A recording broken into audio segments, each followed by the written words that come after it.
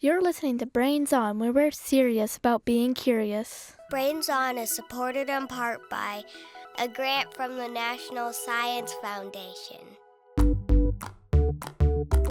Some of us are allergic to one thing. Like cats. Some of us are allergic to lots of things. Like cats and ragweed and dust mites and mold and peanuts and dogs and wheat and bees. Some of us aren't allergic to anything. What's that like? I wouldn't know. Anyway, today we're going to find out what causes allergic reactions and why only some people get them. And we'll find out how doctors treat allergies and what new methods might be on the horizon. Keep listening. You're listening to Brains On from American Public Media. I'm Molly Bloom, and here with me today is 11-year-old Lily Beckhouse from Lakewood, Colorado. Hi, Lily. Hello, Molly. This episode was sparked by an email that Lily sent to us describing how her allergies were going crazy thanks to all the pollen in the air. So, Lily, what does it feel like when you have those allergies? Is it in the spring or is it all the time? It's usually just in the spring. My eyes get watery and, my nose gets stuffy. Do you sneeze a lot? Well, not a lot, but I sneeze. You sneeze occasionally. And do you have other allergies too? I'm allergic to peanuts and tree nuts, and I grew out of a milk allergy. And what's the one thing you wish people without allergies understood about what it's like for you when you have allergies? That's actually hard to Yeah, that's a figure hard out. question. Well, I know it's kind of difficult not to be able to eat, Peanuts and nuts? and if I do, I die. We don't want that to without happen. the risk of death while you're eating cake. Yeah. So you have to be really careful about what you eat. Yeah. So if someone is eating peanuts near you, it's not a problem, but you just can't eat it yourself. Yeah. Or I can't rub my face on it. We don't want to do that. But later in the show, we're going to talk to an allergist who's going to tell us about some of the new treatments they're developing for peanut allergies. And I'm also allergic to a bunch of things. I'm allergic to dust mites and cats and mold and pollen and ragweed and a bunch of other things. So I was also very curious to find out how and why we get allergies. And it turns out that our listeners are also very interested.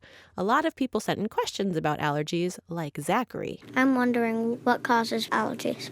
Now, like a lot of topics we discuss on Brains On, some of the questions surrounding allergies are still a little bit of a mystery. We'll get to those in a minute, but first we're going to start with something that scientists understand pretty well. What happens in your body when you have an allergic reaction? It all starts the very first time you encounter whatever it is you're going to be allergic to. Like, say you breathe in some pollen. To your body, this pollen is a foreign substance, and your body could react in different ways.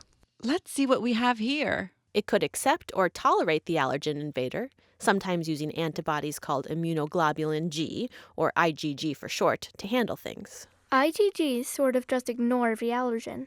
Okay, I'm here. Let's see. It's like plant dust or whatever. Who cares? Sometimes, though, instead, we will produce antibodies called immunoglobulin E, or IgE. Okay, I'm here. Let's see. Oh no! It's pollen! Run! Ah! As you might have guessed, IgEs are the antibodies responsible for your allergy attacks. What are you doing just standing here? It's pollen! Pollen! Of course, the first time your body encounters this pollen, or any allergen really, you don't have much of a reaction. Instead, those IgEs will roam around the body until they come to rest on cells known as mast cells. Okay, calm down. I'll just take a seat here and... Oh, hello there. You're kind of sitting on me. Mast cells have special receptors that are a perfect fit for IgEs. That's why they love to pair up. Do you mind if I just stay here? You're, really comfy. It doesn't bother me. Be my guest. Over time, lots of these IgEs from that initial allergen end up on mast cells, basically just hanging out there, causing no trouble. So, Mast, do you watch that show Game of Bones? It's about a skeletal kingdom, and it's the best. Okay. I love the characters. Mm-hmm. Except Lord Femur. He's so evil. Want to hear my theory? Sure. I think the metacarpals are going to team up with tibia and fibula to take on femur. All is calm until the next time your body encounters the allergen. Wait, is that? Oh no. It's pollen! Whoa, is that bad? Yes, it's the worst thing ever! Ah! Okay, well then. Ah! This time, the IgE is sitting on a mast cell with other IgEs, and when the allergen interacts with them, the reaction begins. It's coming this way! It's touching me! Ah! What was that? I kind of released some chemicals, but it's what I do. Mast cells are full of things like cytokines, proteases, and histamines. When the allergen, in this case pollen, connects with the IgE, it triggers a reaction in the mast cell that releases these things into your body. I'm sure it's fine, right? Well, these are pretty powerful chemicals. Whatever. You did the right thing. Okay. I mean, it was pollen. Uh-huh. I'm on your The side. histamines I'll from defend the you. mast cells that Thanks. cause your Blah, body blah, to feel out blah, of blah, whack. blah, Histamines blah, can make blah, you blah, itch, blah. make your nose Sure. run, Blah, all blah, that blah, annoying blah, stuff. blah, blah, In some blah, cases, blah, this blah. reaction can even cause swelling of the throat. I say we do this every time we see pollen. Sure. Show that stuff who's boss. I mean, it shouldn't be coming around here anyway. Now, whether you're allergic to pollen or peanuts or mold or anything else, this is the way allergic reactions work. The reaction you get is different depending on where and how the allergen got into your body Like for your nose. or your digestive tract. We're going to talk more about these reactions and how to fight them in a little bit, but first we want to answer another question. Hi, my name is Henry and I'm from Denver, Colorado. My question is, why are some people allergic to things and some other people aren't? That's an excellent question, Henry. Now, Lily, this is something you were also interested in too. Right. So I spoke with Dr. Sarah Shake. I'm an allergist, immunologist, and rheumatologist. I work at the University of North Carolina. Why aren't all people allergic to nuts or dogs or pollen and other allergens? So scientists and doctors are working really hard to figure out the answer to that question as to why some people develop allergies and others don't. We don't have all the answers yet, but a good way to think about it is that even though each of us has 2 eyes, a nose, and a mouth, we all look different. Some of us have black hair and others have blonde hair. Some people have blue eyes and others have brown eyes. In the same way, everybody's body and immune system is different. Your genes are what carry the information that's passed on to you from your parents and your family. We know that children that are born into families where allergies exist have a higher chance of developing allergies themselves. But in humans, if there were changes in genes that occur, these would take hundreds of years to translate into disease. So our genes alone can't really explain why there's an increase in allergy that we're seeing over the past few decades. So that brings us to thinking about our environment. We know that many of our genes can be turned on and off by environmental factors.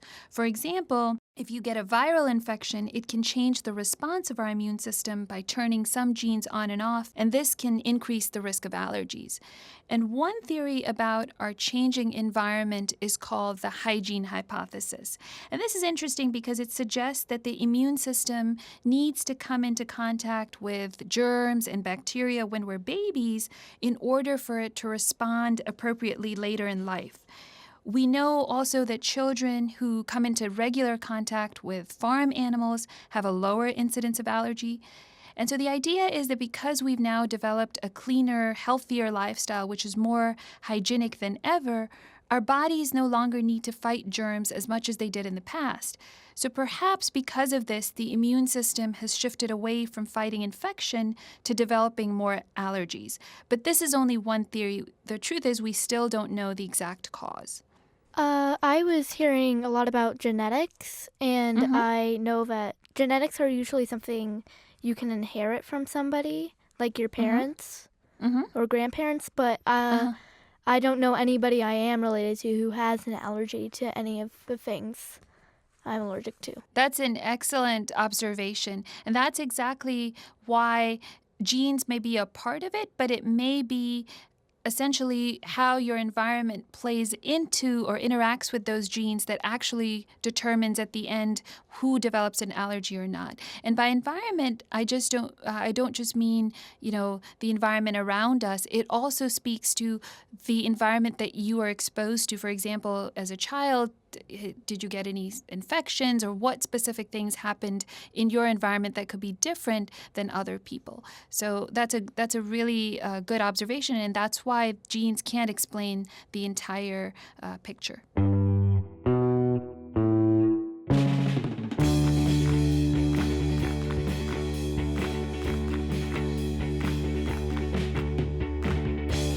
We're going to hear more from Lily's conversation with Dr. Shake in just a bit.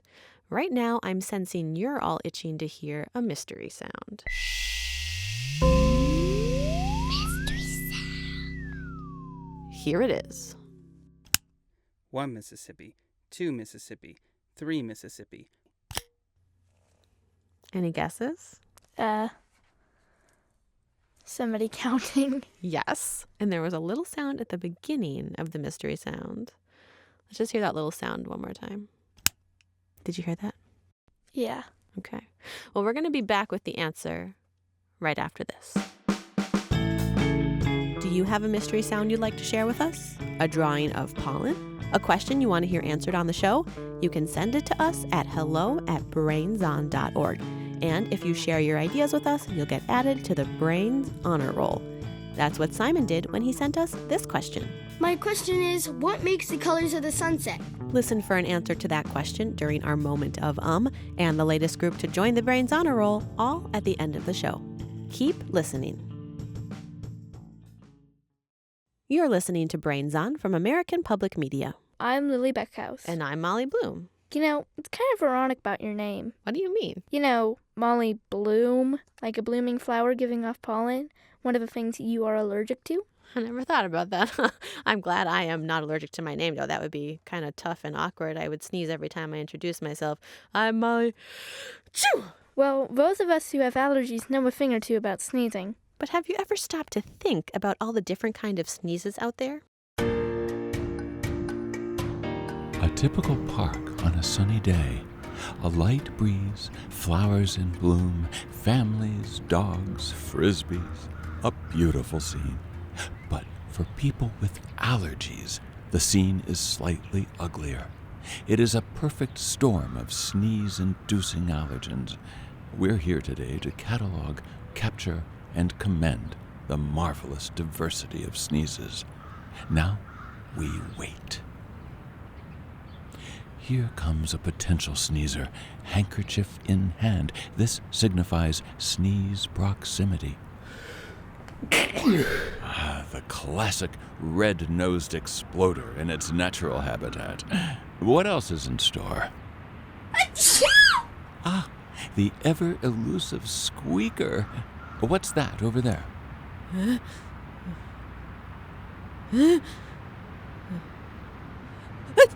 And there goes the false starter. What a marvelous call it has. Here comes a group, a family. Allergies run in families, so this could be a veritable cornucopia of sneezes. A super wind-up. Achoo! Followed by a melody maker. Capped off with a stealthy stinger. How magnificent. What a show. Oh, wait a minute. Shh. Did you hear that?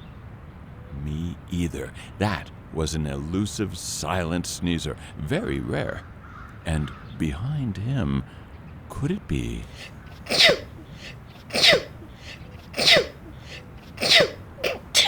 The chapter book, a personal favorite. Oh, the excitement and exhilaration of a sneeze in the wild. Happy little explosions created by the noble nose. Thank you, you proud proboscis. We salute and cherish you. Goodbye, God bless, and Gesundheit. So, Lily, how would you classify your own sneeze? Short and straight to the point. I like it. Achoo. I like it. I'm definitely, I think, the exploder. Do you have a favorite kind of sneeze? Kitten sneezes. What's a kitten sneeze? Like, cute.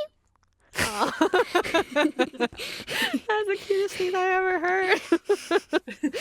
Well, if any of our listeners can think of other sneezes, we would love to hear those too. You could send us a recording of the sneeze and what you would name it at hello@brainson.org. Sneezes are one way your body can react to an allergen. When you breathe in pollen, you're only getting a tiny bit of the protein you're allergic to, so the reaction isn't necessarily that severe. But if you're allergic and you eat a peanut or get a bee sting, You're getting a larger dose of that protein, and the effects can be more severe. these severe reactions are called anaphylaxis. Dr. Joseph Hernandez from Stanford explained that anaphylaxis is when you have a reaction in more than one organ system at once. So it usually means that you have symptoms on your skin, so that's probably the most common thing that's involved.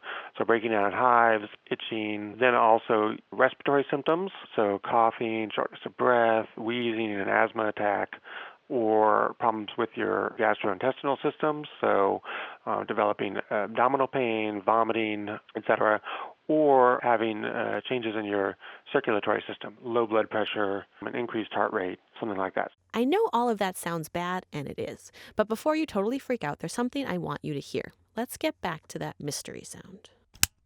1 Mississippi, 2 Mississippi, 3 Mississippi. So any other guesses? I think it's an EpiPen. Yes, it is Cool. an EpiPen. You got it. People who have serious allergies usually carry around an EpiPen with them in case they find themselves having an anaphylactic reaction. It looks like a big, fat pen, but inside is a needle that delivers a shot of epinephrine. Basically adrenaline. So the important things that it does during anaphylaxis is that it can decrease some of the dilation of your blood vessels that happens. And so that'll help people that have low blood pressure as a result of anaphylaxis. It can help reopen your airways, and it decreases the leakiness of blood vessels that happens in anaphylaxis too, which can decrease a lot of the swelling and the hives and even some of the swelling that may happen in your mouth and throat and things. This helps your body deal with the reaction until your body works the proteins out of your system. Lily, do you have an EpiPen? Yes. Have you ever had to use it? No. That is my life goal, to never have to use an EpiPen. That is an excellent goal. And you are not alone when it comes to having these severe allergies like peanut allergies. In fact, they've become increasingly common in the United States. About 3 million people in the U.S. have allergies to peanuts and tree nuts. We've asked Dr. Sarah Shake why so many people are allergic to peanuts. So peanuts are among the 8 food types that are referred to as the Big 8. These are foods that cause over 90% of all food-related allergic reactions in the United States. The list of these foods are peanuts, tree nuts, milk, egg, wheat, soy, fish, and shellfish. All of these foods contain special proteins, specifically peanuts too, and the structure of these proteins is what stimulates a strong reaction by the immune system. Now, these proteins are very stable and they're resistant to heat, to enzymes, and also resistant to food preparation and digestion. An important thing to remember is that if you have a peanut allergy, peanut in any and every form must be avoided because it can cause an allergic reaction. But the allergenicity of the peanut protein can be changed by various cooking methods. For example, dry roasting peanuts at high temperatures can change the shape of the peanut protein, and this causes chemical changes in the protein, which makes it more allergenic compared to peanuts in the raw form. In Western countries like the United States, where the way that peanuts are prepared is by dry roasting, the rate of peanut allergy is on the rise. And if you look at countries like China, where predominantly peanuts are either fried or boiled, they don't have that same increase in the rate of peanut allergies. And there's thought as to maybe that could be one of the reasons why here in Western countries, we're seeing that rise in peanut allergy. The truth is nobody really knows for sure, but that's certainly an observation that scientists and doctors have made. But again, if you have a peanut allergy, peanut in any form is to be avoided. I can see what you mean because I've had things that are roasted in peanut oil and actually, not without knowing it, and had no reaction, even though I am allergic to peanuts. So that's also a really interesting observation about peanut oil. There are people who are allergic to peanuts who can safely consume foods that are made with highly refined peanut oil because that peanut oil has been purified and then refined and then bleached and deodorized. And all of this removes the peanut protein from the oil. And that's why you may observe that even though you're allergic, you can tolerate that. However, the unrefined peanut oil, which is also sometimes referred to as cold-pressed peanut oil or gourmet peanut oil, still contains the peanut protein, and that needs to be avoided. What treatments are being developed for peanut and food allergies? So the current treatments that are being developed are types of what we call immunotherapy. The idea with allergy shots is to take weeds or dust mite or whatever you may be allergic to, but to take tiny microscopic amounts of that and prepare what we call immunotherapy for you. And this immunotherapy is unique to the person that's receiving it and involves building up tiny amounts of that into your body over time so that eventually your immune system is able to tolerate it. But this is only for symptoms of hay fever and for environmental allergies at this time. The good news is that the first peanut powder treatments are currently now in big clinical trials or clinical studies, and it's not the same as taking a tiny bite out of a peanut because one whole peanut contains a significant amount of peanut protein. So this is microscopic amounts that really you wouldn't be able to do or even see with your eyes. So this is something that has to be done in a very, very specialized experimental research setting with trained doctors, nurses, research staff available because, there's a really, really high risk of allergic reaction occurring. We are anticipating that in the next few years, depending on how these studies go and what results come from them, we might have something available. But that's probably still a few years from now. But again, it's a lot of progress from where we've come. Thanks, Dr. Shake, for talking with me today. Oh, of course. You're welcome. Allergic reactions happen when your body develops certain antibodies to proteins found in things like pollen or peanuts. Scientists aren't 100% sure why allergies are so common, but they think it might be a combination of different factors, your genes and your environment. Many of our genes can be turned on or off by environmental factors, which change the response of our immune system and may increase the risk of developing allergies. Scientists are working on developing immunotherapies to help fight these allergies, which can help make allergic reactions less severe or get rid of them altogether. That's it for this episode of Brains On. Brains On is produced by Mark Sanchez, Sandon Totten, and Molly Bloom. And we had production help from Emily Bright. Brains On is supported in part by a grant from the National Science Foundation.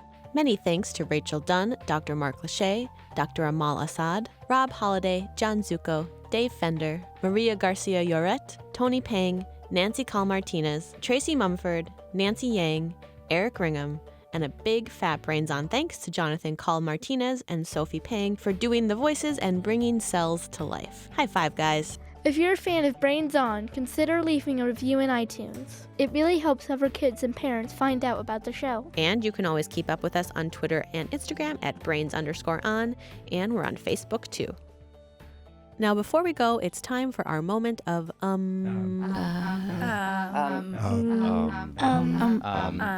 Hi, my name is Simon. I'm from Montreal, Canada. My question is, what makes the colors of the sunset? The sunsets have to do with both the light that's coming from the sun and the fact that it's passing through our atmosphere. So, my name is Derek Velez, and I teach physics and astronomy at the high school level at St. Paul's School in New Hampshire. When we look up at the sky and we see the sun, we're seeing white light coming to us from the sun. And white light is really a combination of all the colors of light coming to us at the same time. But as the light passes through our atmosphere, the blue side of the light spectrum, the smaller wavelengths, bounce and get scattered by our atmosphere. So they get sent in all random directions. So when we look off to the side, away from the sun, some of that blue light is getting scattered to us from that side. So that's why the sky looks blue during the day. However, as the sun is getting closer to setting, it starts to pass through more of our atmosphere because it's at a lower angle. So, because it's passing through more of our atmosphere, it has more time for that blue light to get deflected and scattered in all of the other directions. So the only light that makes it to us, or most of the light that makes it to us, is red or orange or yellow or all the other colors other than blue. And so now, that part of the sky closer to the sun at sunset and at sunrise is going to look a lot more colorful, a lot redder.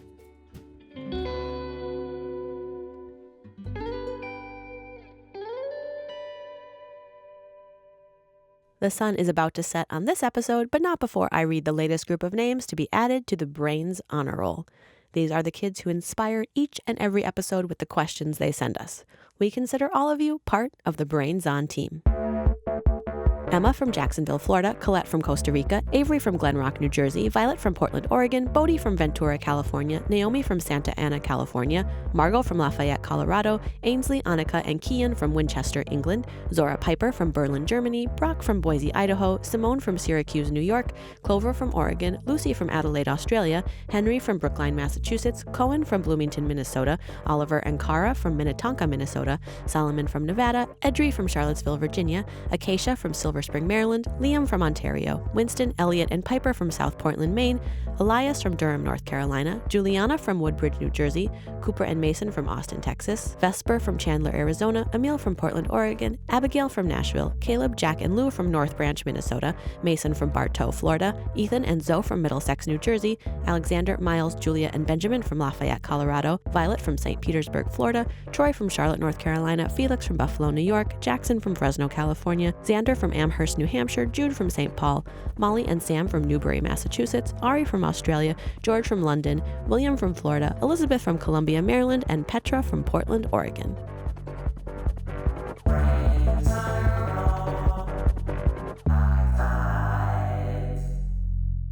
We'll be back soon with more answers to your questions. Thanks for listening. Brains on.